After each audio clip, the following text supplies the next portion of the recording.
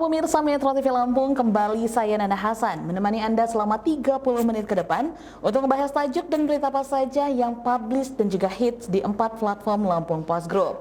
Saat ini sudah bersama saya Iskandar Zulkarnain, pemimpin harian umum Lampung Post. Tapi sebelum kita masuk untuk membahas tajuk kali ini, terlebih dahulu kita saksikan video editorial berikut ini. Tahapan Pilkada 2020 tetap dilanjutkan meski di tengah pandemi COVID-19. Saat ini sudah memasuki pendaftaran bakal pasangan calon, bisa dibilang ini merupakan awal dari perjuangan para calon untuk bertarung pada Pilkada kali ini.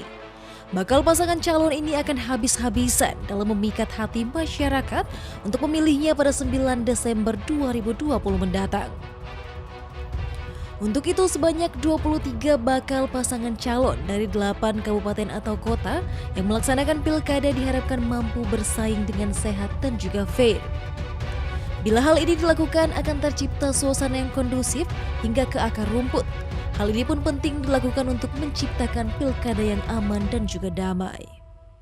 Kita pun mengapresiasi langkah yang dilakukan aparat kepolisian agar pidana yang menimpa pasangan calon prosesnya ditunda. Langkah yang dilakukan ini penting, bila tidak proses pidana yang menimpa pasangan calon bisa menjadi konsumsi politik yang dimanfaatkan sejumlah pihak. Hal ini bisa memicu suasana yang tidak kondusif.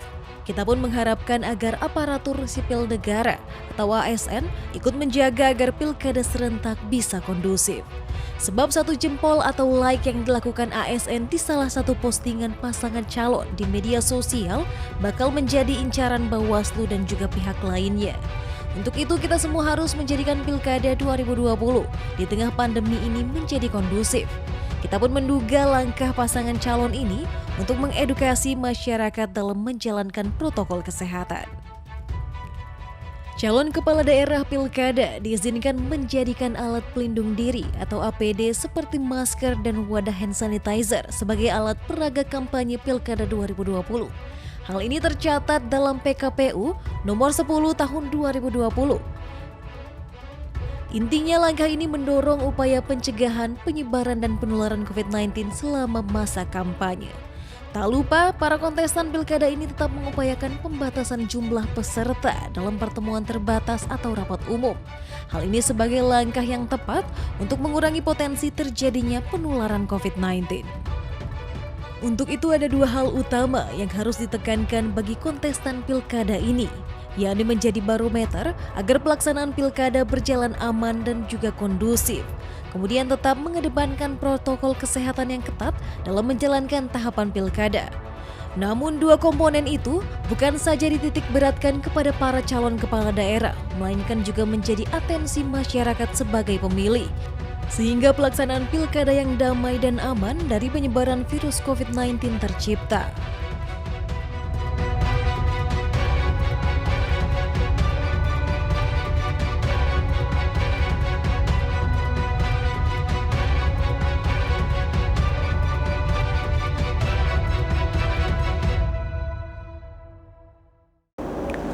Oke Bang Is, apa yang menjadi sorotan untuk tajuk Lampung Post kali ini? Lampung Post hari ini menulis tentang wujudkan pilkada damai dan aman. Maksud tajuk kita edisi kali ini bagaimana kita mewujudkan pilkada itu aman, nyaman, dan damai. Sejak tanggal 4 September kemarin sampai tanggal 6 hari Minggu dini hari itu sudah ada 23 calon yang sudah mendaftarkan secara sesuai dengan urutan dan juga waktu yang mereka sepakati. Nah, maksudnya pilkada damai, bagaimana pasangan calon di 8 kabupaten kota di Lampung itu harus saling menjaga, membuat masyarakat aman dan nyaman, dan juga tajuk kita menyoroti bagaimana masing-masing paslon atau juga para pendukungnya tidak membuat ujaran kebencian, juga menebar hoax, juga menebar fitnah. Ini Lampung Post sangat tegas bahwa menjelang kampanye, bahkan pada saat pemilihan serentak tanggal 9 Desember nanti, kita memagari bahwa calon-calon itu adalah calon-calon yang memang tidak bersentuhan atau persoalan dengan hukum. Ada beberapa kabupaten yang sudah mulai mencoba membangkitkan semangat untuk membuat berita-berita ujaran kebencian, antara lain mungkin pasangan calon dengan tim suksesnya mulai membuka aib para calon yang lain. Nah, ini sesuai dengan perintah Kapolri, juga perintah dari penegak hukum untuk mempersempit, bahkan untuk tidak membuka kasus-kasus yang terjadi di masing-masing pasangan calon gitu loh, Mbak. Itu maksudnya aman dan damai. Seterusnya dalam tajuk kita kali ini juga, bagaimana masing-masing paslon pada waktu pendaftaran di KPU mereka harus menerapkan protokol kesehatan. Baik itu dia memakai masker, mencuci tangan sebelum masuk ke kantor, juga membatasi orang-orang yang masuk ke gedung untuk mendaftarkan diri. Nah, ini juga harus ditegakkan protokol kesehatannya, sehingga pilkada itu bukan menjadi klaster baru bagi penyebaran COVID-19 itu. Oke, hingga saat ini Bang Is, sudah sampai di mana tahapan dalam pendaftaran para pencalonan ini? Dan menurut pengamatan Lampung Pos sendiri, bagaimana penerapannya dalam protokol kesehatan para calon ini, Bang Is?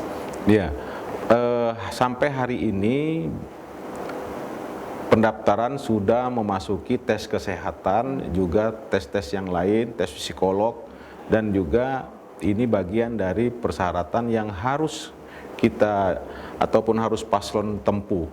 Dan sangat khawatir apabila dari hasil tes kesehatan kemarin juga ada salah satu calon wakil bupati yang terpapar COVID-19.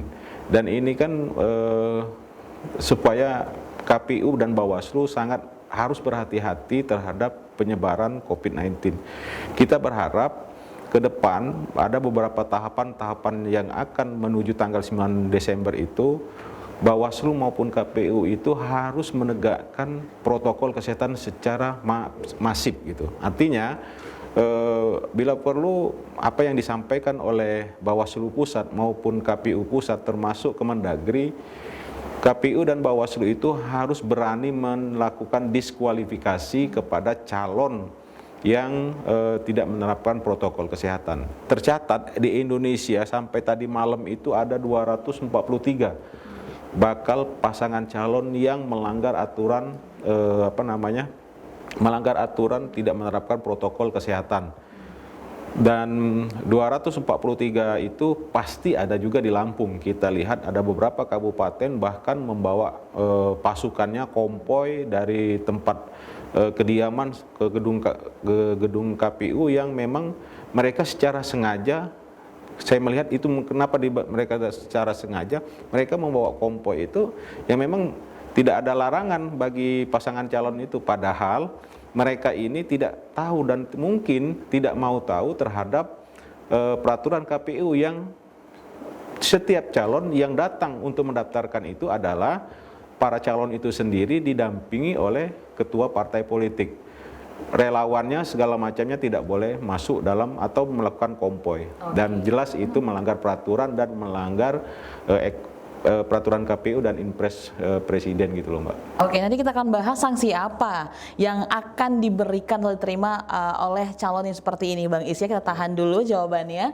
Pemirsa Metro TV Lampung, jangan kemana-mana karena kami akan kembali sesaat lagi untuk membahas tajuk Lampung Pos kali ini. Tetaplah bersama kami.